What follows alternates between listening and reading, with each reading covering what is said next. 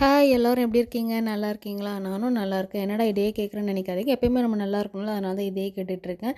இது செவ்வாய்க்கிழமை எடுத்த வீடியோ. அதை வந்து சும்மா ஷார்ட்டாக போட்டிருப்பேன். ஆனால் ரெசிபி வந்து டீட்டெயிலாக சொல்லியிருக்க மாட்டேன்.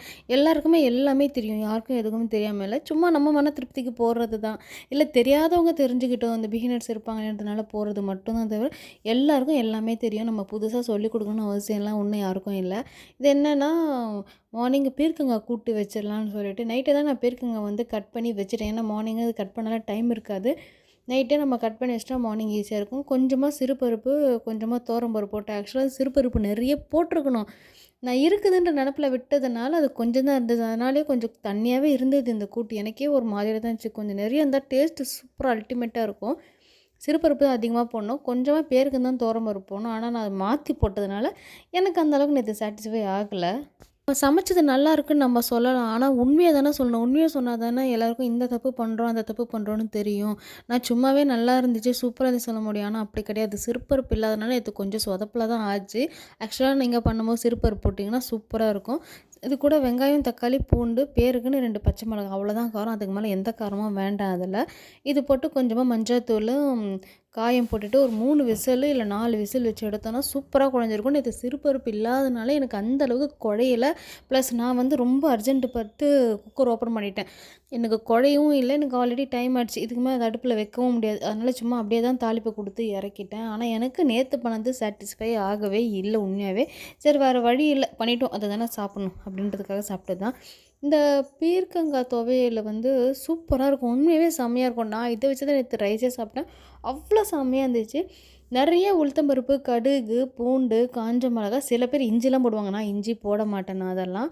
இதெல்லாம் போட்டுட்டு கொஞ்சம் பெருங்காயத்தூளு, உப்பு இதெல்லாம் போட்டு நல்லா வதக்கிடுவேன். ஆனா நான் பெருங்காயத்தூள், உப்பும் வந்து அந்த தோல்ல தான் போட்டு வதக்குனேன். இது கூட வதக்கல. ஃபஸ்ட்டு அத வதக்கி எடுத்துட்டு, அது கூட தேங்காவும் போட்டு நல்லா ஃப்ரை பண்ணணும். அப்போ தான் டேஸ்ட் நல்லாயிருக்கும். கெட்டு போகாது. அட்லீஸ்ட் ஆனா ஃப்ரிட்ஜில தான் வைக்கணும். வெளிய வைக்கக்கூடாது. மீந்தா கூட வெளிய வச்சாலும் கண்டிப்பா கெட்டு போறதுக்கான வாய்ப்பு இருக்கு. நான் அதுவரைக்கும் வெளிய வச்சு ட்ரை பண்ணது கிடையாது. ஆனா அது புளியும் வச்சு அரைக்கிறதுனால நல்லாயிருக்கும்னு நெனைக்கிறேன். நான் வச்சது கிடையாது. நான் மீந்தா ஃப்ரிட்ஜில தான் வச்சு யூஸ் பண்ணுவேன் மறுபடியும். இது என்ன பண்ணிட்டு நல்லா வதக்கி குடுத்துட்டு ஆற வச்சாச்சு. அதுக்கப்புறம் 2த்தையும் ஒண்ணா போட்டு நல்லா அரைக்கணும். கொஞ்சம் கொஞ்சமா தண்ணி விட்டு அரைக்கணும். மொத்தமா தண்ணி விடக்கூடாது. சில பேர் நல்லா நைஸா சாப்பிடுவாங்க. சில பேர் கொஞ்சம் கொர கொரன்னு சாப்பிடுவாங்க. நான் வந்து லைட்டா அந்த உளுத்தம் பருப்புல கொர கொரன்னு இருக்க மாரி சாப்பிட்டா தான் நல்லாயிருக்கும்னு அப்படி தான் அரைப்பேன். அதுக்கப்புறம் தாளிப்புலாம் குடுக்கல. சில பேர் தாளிப்பு குடுப்பாங்க. நான் தாளிப்பு குடுக்கல. அப்படியே வந்து அத வேற பவுல்ல ட்ரான்ஸ்லேட் பண்ணி அப்படியே வச்சுட்டோம். அப்புறம் இந்த கூட்டுக்கு எப்பவுமே என் பசங்க அப்பளம் தான் சாப்பிடுவாங்க. பொரியல்லாம் சாப்பிட மாட்டாங்க. கூட்ட பொறுத்தவரைக்கும் அப்பளம் இருந்தா மட்டும் தான் சாப்பிடுவாங்க. அதுவும் வந்து இந்த அப்பளம் சாப்பிடுவாங்க. அரிசி அப்பளம் குடுத்தா சாப்பிட மாட்டாங்க இந்த கூட்டுக்கு. அதனால இந்த அப்பளம் ஃப்ரை பண்ணி எடுத்து வச்சுட்டேன். ஆனா என்னன்னு தெரியல, நேத்து அவ்ளோ சீக்கிரம் வேலைய ஸ்டார்ட் பண்ணி ரொம்ப ரொம்ப ரொம்ப டைம் ஆயி செம்ம டென்ஷன் இருந்துச்சு. ஆனா நேத்து மாரி நான் என்னைக்குமே டென்ஷன் ஆனதே கிடையாது. இதுவரைக்குமே டென்ஷன் ஆனதில்ல. ஒண்ணுமே இல்லாத ரெசிபிக்கு நேத்து ஏன் அவ்வளோ டென்ஷன் ஆச்சு, ஏன் அவ்வளோ லேட் ஆச்சுன்னு எனக்கு எதுவுமே புரியல. பாப்பாக்கு வரைக்கும் தோசை ஊத்தி குடுத்தேன். தோசை ஃபர்ஸ்ட்டு அவ தான் சாப்பிட்டா. ஆனா அவளுக்கு பிடிக்கும். இந்த துவையல் ரொம்ப பிடிக்கும் அவ சாப்பிட்டா. என் ஹஸ்பண்ட் வேணாம்னால அவளுக்குமே குடுத்தேன் நான் அவருக்குமே. சாப்பிடுங்கன்னு. அவருமே நல்லா இருந்துச்சு. சூப்பரா இருக்கு அப்டின்னாரு. ஆனா என் பையன் தான். அவனுக்கு வந்து இந்த மாரி ஐட்டம்லாம் இறங்காது அவருக்கு வந்து. நீங்க 3 வேளையுமே நான்வெஜ்ஜா குடுத்தா சாப்பிட்டுருவான். இந்த மாரி வெஜிடேரியன்லாம் பார்த்தா வாமிட் வரும். நான்வெஜ் கூட இந்த ஃபிஷ் எல்லாம் குடுத்தா அந்த அளவுக்குலாம் இறங்காது சாருக்கு. இந்த சிக்கன் 65 சிக்கன் சம்மந்தப்பட்டமான ரெசிபீஸு, முட்டை இப்படி தான் சாருக்கு பிடிக்குமே தவிர்த்து, மட்டன் கூட சாப்பிடுவான். ஆனா அந்த சிக்கனுக்கு குடுக்குற முக்கியத்துவத்த அந்த மட்டனுக்கும் குடுக்க மாட்டார் சார் வந்து. எறா, நண்டு இதெல்லாம் நல்லா சாப்பிடுவான். இந்த மீனு எப்பயாவது என்னைக்காவது ரேரா சாப்பிடுவான். அதுவும் நான் அதட்டி குடுத்தா கண்டிப்பா சாப்பிட்டுருவான். ஆனா வெஜ்ஜிலாம் ரொம்ப ரொம்ப ரொம்ப கஷ்டம். அப்படியே எடுத்து வைப்பான். ஓரமா வைப்பான் அவன் எப்பயுமே. அவன் இப்போ வரைக்குமே எங்களால மாத்தவும் முடியல. என் ஹஸ்பண்டும் எவ்வளோ திட்டுவாரு. இந்த வெஜிடேரியன்ல இருக்க ஹெல்த்தி ஏன்டா எடுத்துக்க மாட்ற நீன்னுவாரு. ஆனா அவன மட்டும் மாத்த முடியல. என் பாப்பா வந்து வேணான்னு சொன்னாலும் சாப்பிட்டுருவா. கொஞ்சம் நம்ம அதட்டி குடுத்தோன்னா சாப்பிட்டுருவா. இவனுக்கு வந்து சாப்பிடும்போதே இவ்வளோ பெரிய பையனுக்கு வெஜிடேரியன் சாப்பிடும்போதே வாமிட்டா வரும். நேத்து வந்து சாப்பாடு போட்டு கெளறிட்டேன். ஆக்சுவலா நான் நெறைய நேத்து சொதப்பல் மேல சொதப்பலா வந்துச்சு. அது ஏன்னு எனக்கே தெரியல. சாப்பாடும் வந்து கொஞ்சம் வெரையா வடிச்சுட்டேன். ஆனா நான் புடிச்சு பார்க்கும்போது குழையா இருந்த மாரி தான் இருந்தது. அது எப்டி வெரையா வடிச்சேன்னு எனக்கு தெரியல. அதுவே டென்ஷன் ஆயிடுச்சு. பத்தாததுக்கு வந்து இந்த கூட்டம் வந்து லைட்டா தண்ணியா இருந்ததுனால, அந்த வெரையா இருந்த சாதத்துக்கு கூட சேரல. அதுவே செம்ம டென்ஷனா இருந்துச்சு. இதில இவன் வேற ஒரு பக்கம் சாப்பிடாம துவையல ஓரம் ஓரம் தள்ளி வைக்கிறான் இவன் வேற. நானும் எவ்வளவோ சொல்லிட்டேன். அதோட சேர்த்து சாப்பிடு, அதோட சேர்த்து சாப்பிடுன்னுட்டு கேட்கல. எனக்கு கோவம் வந்துருச்சு. கலர்ன சாப்பாட அப்படியே வச்சுட்டு, அவன கூப்பிட்டு வலிச்சு உட்கார வச்சு ஊட்டினேன். ஊட்டும்போதே எனக்கு செம்ம டென்ஷன். ஆல்ரெடி டைம் ஆயிடுச்சு. பாப்பாவுக்கு தலை வாரணும். அவருக்கு ட்ரெயின் மிஸ் பண்ணிடுவாரு. இவன் நான் சொல்ற எதுவுமே கேட்க மாட்டேன்னு வேணாம் வேணான்றான். எனக்கு கோவம் வந்துருச்சு. அடிச்சிடலாமா கூட ஆயிடுச்சு.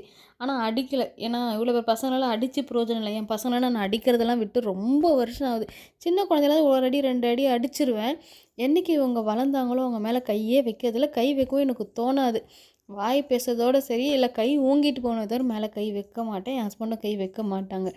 பசங்க வளர்ந்துட்டாங்கன்னா, நம்ம ஒரு அளவுக்கு மேல வளர்ந்துட்டாங்கன்னா, அவங்களுக்கான மரியாதை நம்ம குடுத்து தானே ஆகணும். அதனால மேல சும்மா அதட்டி கிதட்டி தான் என் காரியத்த சாதிக்கிறது. ஓரளவுக்கு பயப்படுவாங்க. ரொம்பலாம் பயப்பட மாட்டாங்க. ஓரளவுக்கு பயப்படுவாங்க. தப்பு பண்ணிட்டாங்க உண்மைய சொல்லிடுங்கன்னு சொல்லிடுவேன். தப்பு பண்ணது பண்ணது தான். அத மாத்த முடியாது. உண்மைய சொல்லிடுங்க.